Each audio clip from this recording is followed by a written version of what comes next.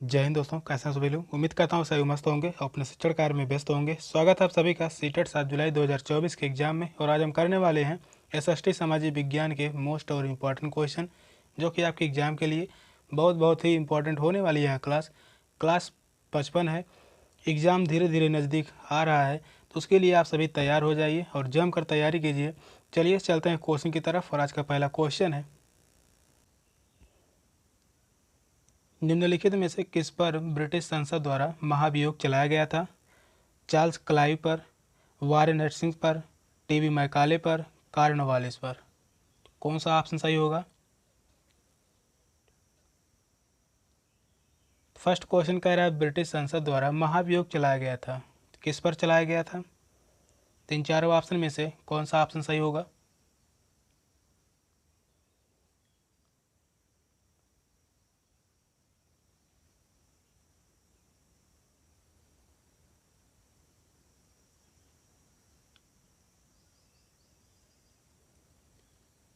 तो ब्रिटिश संसद द्वारा महाभियोग चलाया गया था वारेन हेस्टिंग्स पर। तो इस क्वेश्चन का राइट आंसर होगा ऑप्शन बी।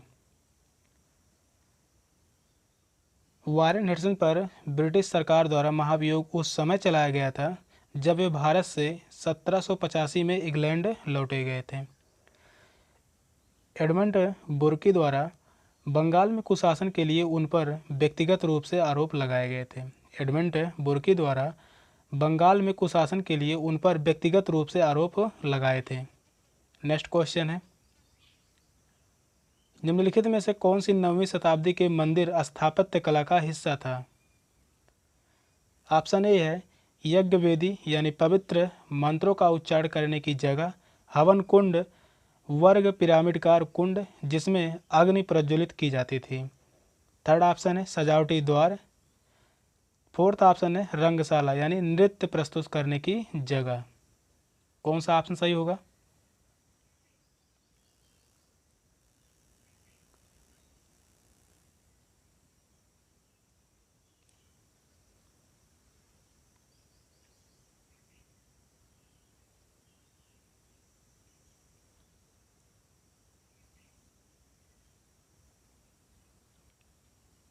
तो 9वीं शताब्दी के मंदिर स्थापत्य कला का हिस्सा था, तो वह था सजावटी द्वार। तो इस क्वेश्चन का राइट आंसर होगा ऑप्शन सी, सजावटी द्वार। रंगशाला किसे कहते थे? जहां नृत्य प्रस्तुत करने की जगह होती थी। हवन कुंड जो है वह है वर्ग पिरामिडकार कुंड होता था। यज्ञ वेदी जो है पवित्र मंत्रों का उच्चारण करने की जगह होती थी।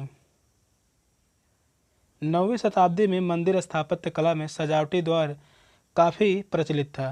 बोरोबुदुर व सोमनाथ के मंदिर इनके उदाहरण हैं। बोरोबुदुर व सोमनाथ के मंदिर इनके प्रमुख उदाहरण हैं। प्रसिद्ध महायान बौद्ध मंदिर बोरोबुदुर इंडोनेशिया, जबकि सोमनाथ मंदिर भारत के गुजरात राज्य में स्थित है। प्रसिद्ध महायान बौद्ध मंदिर जो है बोरोबुदुर, वह कहाँ है? तो वह है इंडोनेशिया में, जबकि सोमनाथ मंदिर जो है वह स्थित है गुजरात राज्य में। तो इस क्वेश्चन का राइट आंसर था ऑप्शन सी। नेक्स्ट क्वेश्चन है, ईस्ट इंडिया कंपनी ने मुख्य रूप से डैश डैश के लिए बंगाल से दीवानी राजस्व का उपयोग किया। भारत में सूती और रेशमी कपड़ों को खरीदने के लिए, ब्रिटेन ने इनके सूती क्षीयमान भंडारों की भरपाई करने के लिए, सोने और चांदी के भंडारों को संचित करने, पुल और सड़कें बनाने, स्कूल कॉलेज और विश्वविद्यालय बनाने के लिए। कौन सा ऑप्शन सही होगा?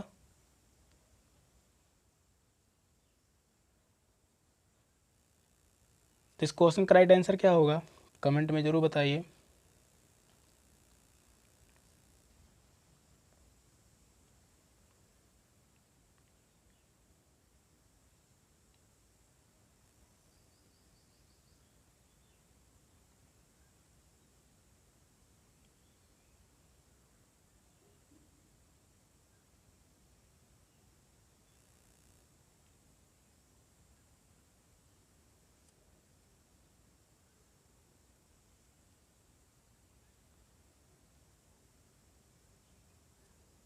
तो बंगाल से दीवानी राजस्व का उपयोग किया भारत में सूती और रेशमी कपड़ों को खरीदने के लिए।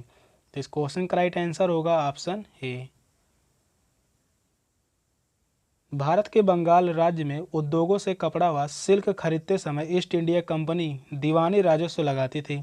इस कर की दर में कंपनी द्वारा 5 वर्षों में इतनी अधिक वृद्धि हुई कि बंगाल में इन वस्तुओं का मूल्य दोगुना बढ़ गया।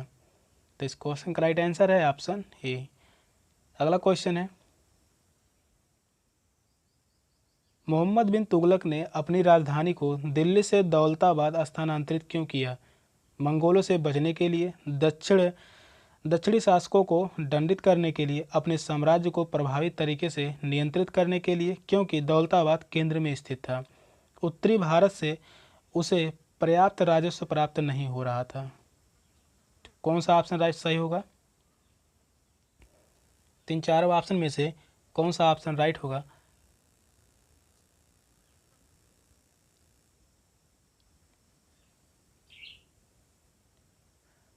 दौलताबाद स्थित है महाराष्ट्र के औरंगाबाद जिले में स्थित है।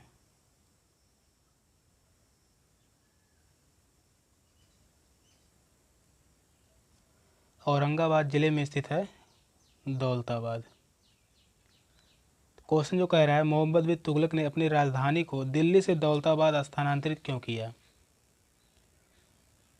तो अपने साम्राज्य को प्रभावी तरीके से नियंत्रित करने के लिए, क्योंकि दौलताबाद केंद्र में स्थित था। तो इस क्वेश्चन का राइट आंसर होगा ऑप्शन सी। तो इस क्वेश्चन का राइट आंसर है ऑप्शन सी। मोहम्मद बिन तुगलक ने दिल्ली से राजधानी को दौलताबाद ले जाने का फैसला लिया था, क्योंकि उसका मानना था कि दौलताबाद केंद्र में होने के कारण वहां से शासन का नियंत्रण आसानी से किया जा सकता है। तुगलक ने दिल्ली पर तुर्की सुल्तान के रूप में 1324 से 1351 के बीच राज किया था। तुगलक ने दिल्ली पर तुर्की सुल्तान के रूप में 1324 से 1351 के बीच जो है वह राज किया था। इस क्वेश्चन का right answer option C. Next question है, 1857 के विद्रोह के परिणाम के रूप में निम्नलिखित में से कौन सा परिवर्तन ब्रिटिश संसद द्वारा लाया गया? पठान और सिख सैनिकों के ब्रिटिश भारतीय आर्मी से शामिल होने पर प्रतिबंध लगाया गया। देश के सभी शासन अध्यक्षों को यह चेतावनी दी गई कि यदि वे किसी भी विद्रोह का समर्थन करते हैं तो उनके विरुद्ध सैनिक कार्रवाई की जाएगी। ब्रिटिश कैबिनेट के एक सदस्य को भारत के लिए राज्य सचिव नियुक्त किया गया। उन प्रभुत्वशाली हिंदू और मुस्लिम नागरिकों को जमीन और संपत्ति जब्त कर ली गई जिन्होंने विद्रोह का समर्थन किया था। कौन सा ऑप्शन सही होगा?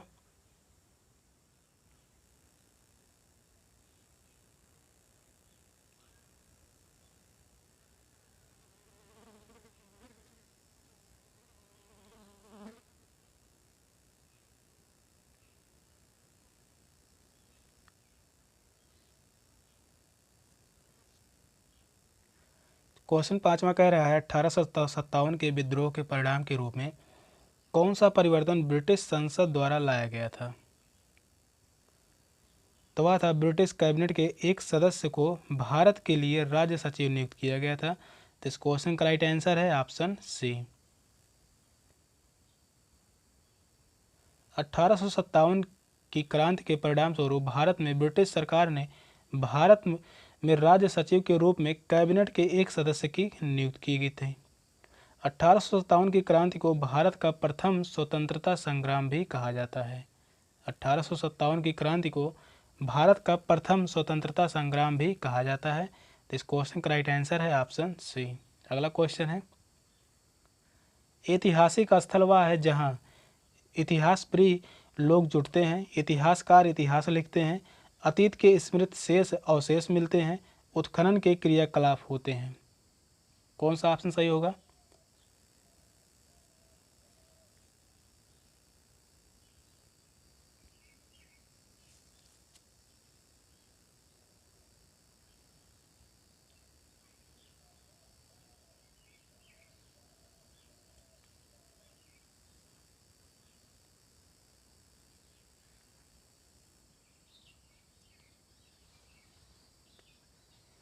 ऐतिहासिक स्थल वह है जहां अतीत के स्मृत शेष अवशेष मिलते हैं। तो इस क्वेश्चन का राइट आंसर होगा ऑप्शन सी।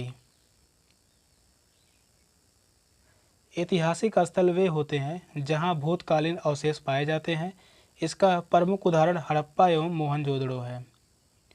इसका जो प्रमुख उदाहरण है वह है हड़प्पा एवं मोहनजोदड़ो। नेक्स्ट क्वेश्चन है, बागान जो वाणिज्यिक कृषि का एक प्रकार है को भारी मात्रा में किसकी आवश्यकता होती है? भूमि और श्रम की, श्रम और पूंजी की, भूमि एवं पूंजी की, केवल पूंजी की। कौन सा ऑप्शन सही होगा? तीन चारों ऑप्शन में से कौन सा ऑप्शन सही होगा?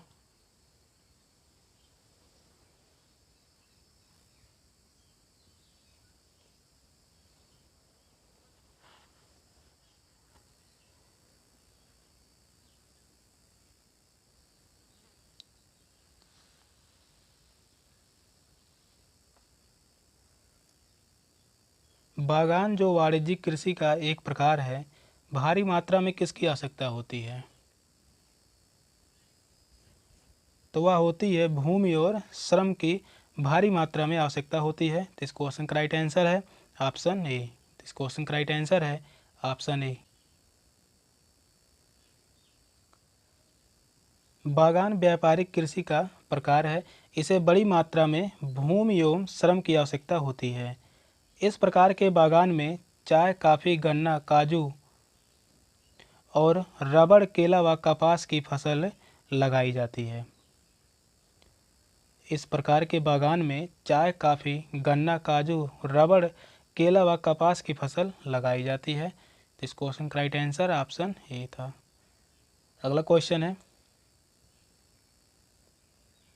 राष्ट्रीय पाठचर्या की रूपरेखा 2005 यह सुझाव देती है कि नागरिक शास्त्र की जगह राजनीतिक विज्ञान शब्दावली का प्रयोग किया जाए, क्योंकि नागरिक शास्त्र शब्दावली राज एरा में बनाई गई और जो आज्ञाकारिता तथा ईमानदारी के साथ जुड़ी हुई है। राजनीतिक विज्ञान शिक्षा के उच्च स्तर पर पढ़ाया जाता है, अतः विद्यालय को इसके लिए आधार भूमि तैयार करनी चाहिए। ऑप्शन सी है, राजनीतिक विज्ञान एक अध्ययन क्षेत्र के रूप में वैश्विक रूप से स्वीकृत है।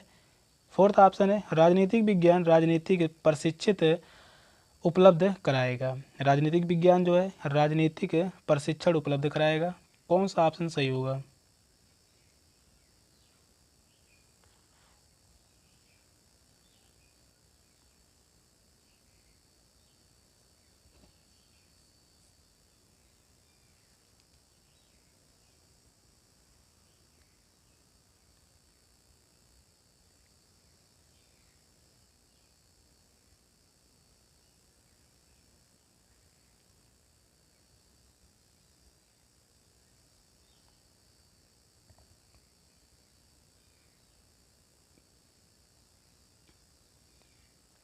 तो राष्ट्रीय पाठचर्या की रूपरेखा 2005 यह सुझाव देती है कि नागरिक शास्त्र की जगह राजनीतिक विज्ञान शब्दावली का प्रयोग किया जाए, क्योंकि राजनीतिक विज्ञान एक अध्ययन क्षेत्र के रूप में वैश्विक रूप से स्वीकृत है। तो इस क्वेश्चन का राइट आंसर होगा ऑप्शन सी। तो इस क्वेश्चन का राइट आंसर है ऑप्शन सी, राजनीतिक विज्ञान एक अध्ययन क्षेत्र के रूप में वैश्विक रूप से स्वीकृत है। राष्ट्रीय पाठ की रूपरेखा 2005 के अनुसार नागरिक शास्त्र के स्थान पर राजनीतिक विज्ञान शब्द का प्रयोग वैश्विक रूप में किया जाना चाहिए। यह अध्ययन के क्षेत्र में वैश्विक रूप में स्वीकृत है। तो इस क्वेश्चन का right answer option C. Next question है, एक मानचित्र ऐसे पैमाने का प्रयोग करता है जिसमें 1 सेंटीमीटर धरती पर 20 मीटर के बराबर है। यदि मानचित्र पर दो स्थान के बीच की दूरी 5 सेंटीमीटर हो तो उनके बीच की वास्तविक दूरी कितनी होगी? 20 मीटर, 150 मीटर, 200 मीटर, 100 मीटर। कौन सा ऑप्शन सही होगा?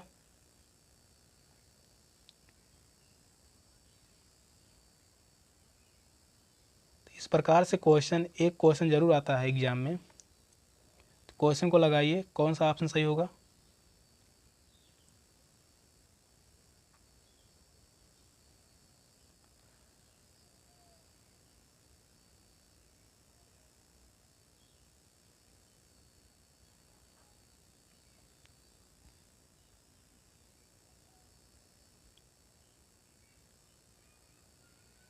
चलिए क्वेश्चन को हल करते हैं। क्वेश्चन कह रहा है, एक मानचित्र ऐसे पैमाने का प्रयोग करता है जिसमें 1 सेंटीमीटर धरती पर 20 मीटर के बराबर है, यानी 1 सेंटीमीटर बराबर 20 मीटर।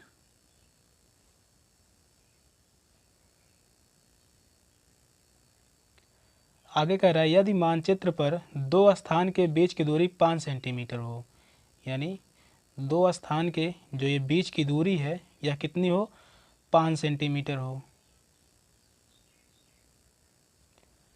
तो उनके बीच की वास्तविक दूरी कितनी होगी। अगर 1 सेंटीमीटर बराबर 20 मीटर है तो 5 सेंटीमीटर बराबर कितना होगा, तो यहाँ पर 20 में 5 से गुणा कर देंगे तो 20 पंचे कितना होगा, 100। आंसर कितना आएगा, तो वह आएगा 100। तो इस क्वेश्चन का राइट आंसर होगा ऑप्शन डी 100 मीटर। तो इस क्वेश्चन का राइट आंसर है ऑप्शन डी 100 मीटर। यहाँ पर सॉल्यूशन दिया गया है 1 सेंटीमीटर बराबर 20 मीटर, तो 5 सेंटीमीटर बराबर 5 गुणे 20 यानी 100 मीटर। तो इस क्वेश्चन का राइट आंसर ऑप्शन सी। अगला क्वेश्चन है तालाबों व झीलों के शांत जल की अपेक्षा समुद्री जल निरंतर प्रवाहित होता रहता है। निम्न में से कौन सा जल का प्रवाह नहीं है, तरंगे, जलचक्र, ज्वारभाटा, धारा। कौन सा ऑप्शन सही होगा।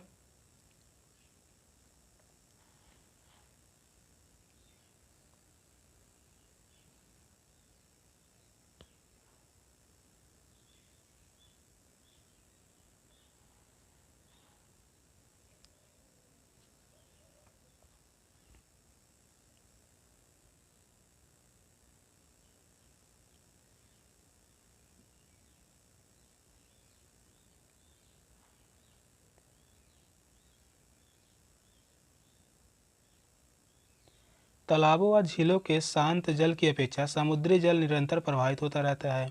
कौन सा जल का प्रवाह नहीं है, तो वह है जलचक्र। जलचक्र जो है वह जल का प्रवाह नहीं है। तो इस क्वेश्चन का राइट आंसर है ऑप्शन बी।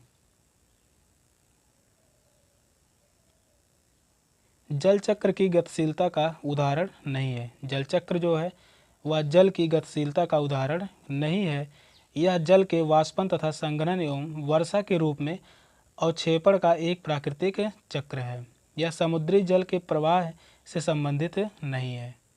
नेक्स्ट क्वेश्चन है परंपरागत स्रोत के रूप में प्राकृतिक गैस का उपयोगी पक्ष क्या है। ये आसानी से पाइपलाइन के जरिए परिवहनीय है। ये तेल और कोयले की अपेक्षा अधिक स्वच्छ है। पूरी दुनिया में समान रूप से इसका वितरण है। नीचे ऑप्शन दिए गए हैं, सभी ए बी सी तीनों सही हैं। ए और सी, बी और सी सही। कौन सा ऑप्शन सही होगा।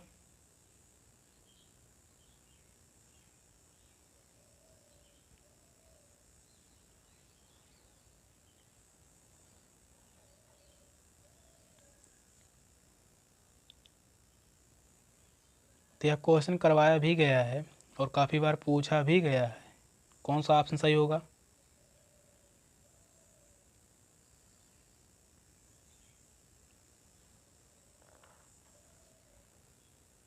क्वेश्चन नंबर 11 कह रहा है परंपरागत स्रोत के रूप में प्राकृतिक गैस का उपयोगी पक्ष क्या है। ये आसानी से पाइपलाइन के जरिए परिवहनीय है। तो यह बात सही है। ये तेल और कोयले की अपेक्षा अधिक स्वच्छ है। यह भी कथन सही है। पूरी दुनिया में समान रूप से इसका वितरण है। यह बात गलत है। सी कथन जो है वह गलत है। ए और बी सही है। तो इस क्वेश्चन का राइट आंसर होगा ऑप्शन बी। तो इस क्वेश्चन का राइट आंसर है ऑप्शन बी। नेक्स्ट क्वेश्चन है उपनिषद अध्यापकों और विद्यार्थियों के बीच संवाद का संकलन है। सरल वार्तालाप के रूप में प्रस्तुत किए गए हैं। ये विचार है जिसमें आत्मा और सार्वभौमिक आत्मा का विवरण किया गया है। सही विकल्प का चयन कीजिए। केवल ए और बी सही है, केवल बी और सी सही है, केवल ए और सी सही है, ए बी और सी तीनों सही हैं। कौन सा ऑप्शन सही होगा।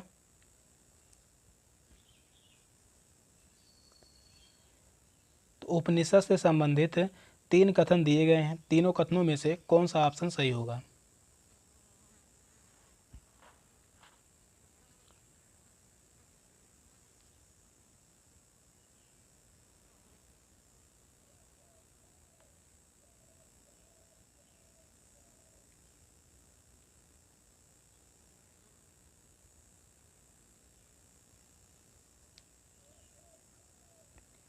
अध्यापकों और विद्यार्थियों के बीच संवाद का संकलन है। यह सही है। सरल वार्तालाप के रूप में प्रस्तुत किए गए हैं। यह भी सही है। ये विचार है जिसमें आत्मा और सार्वभौमिक आत्मा का विवरण किया गया है। यह भी कथन सही है। तीनों सही हैं, तो इस क्वेश्चन का राइट आंसर होगा ऑप्शन डी। ए, बी और सी सही है, तो इस क्वेश्चन का राइट आंसर है ऑप्शन डी। नेक्स्ट क्वेश्चन है, पुरुष और महिला कंकाल अवशेषों के अध्ययन और उनमें विभेद करने के लिए हमें ध्यान देना चाहिए। पहने हुए आभूषणों पर, क्योंकि यह महिला को दर्शाता है। हड्डियों की संरचना पर, क्योंकि बड़े कूल्हे की हड्डी एक महिला को ही दर्शाती है। हड्डियों की संरचना पर, क्योंकि बड़े कूल्हे की हड्डी एक पुरुष को दर्शाता है। साथ में दफनाए गए हथियारों पर, क्योंकि यह पुरुष को दर्शाते हैं। कौन सा ऑप्शन सही होगा?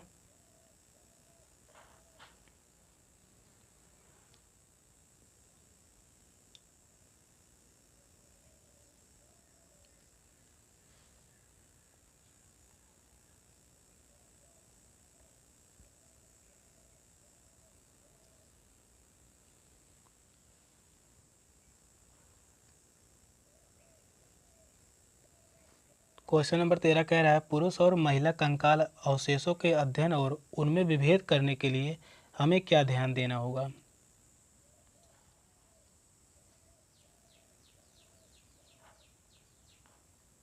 तो हड्डियों की संरचना पर, क्योंकि बड़े कूल्हे की हड्डी एक महिला को दर्शाती है, तो इस क्वेश्चन का राइट आंसर होगा ऑप्शन बी। तो इस क्वेश्चन का राइट आंसर है ऑप्शन बी। नेक्स्ट क्वेश्चन है, अकबरनामा के अनुसार सूबेदार का कार्यभार था राजनैतिक और सैनिक कार्य, राजनैतिक और वित्तीय कार्य, केवल राजनीतिक कार्य, केवल धार्मिक कार्य। कौन सा ऑप्शन सही होगा? क्वेश्चन जो है, अकबरनामा के अनुसार सूबेदार का कार्यभार क्या था? कौन सा ऑप्शन सही होगा?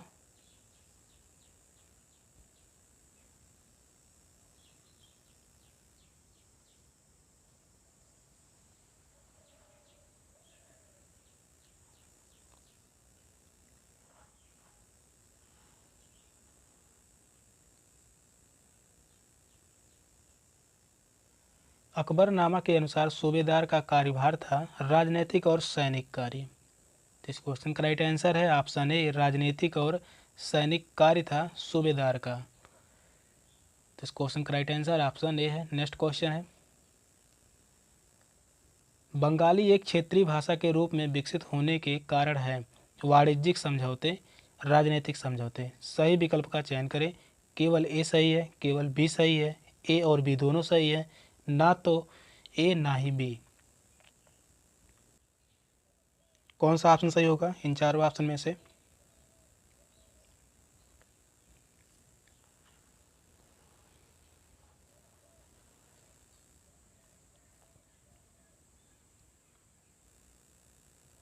तो बंगाली एक क्षेत्रीय भाषा के रूप में विकसित होने के कारक हैं, तो वह कौन से कारक हैं?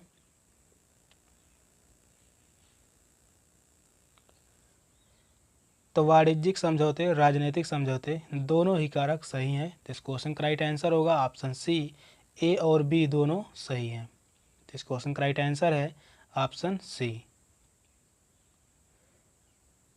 सेशन का लास्ट क्वेश्चन था। क्वेश्चन कैसा लगे कमेंट में ज़रूर बताइएगा। चैनल पर नए हैं तो चैनल को सब्सक्राइब कर लीजिए। मिलते हैं फिर अगली क्लास में, तब तक के लिए बाय बाय, टेक केयर, जय हिंद।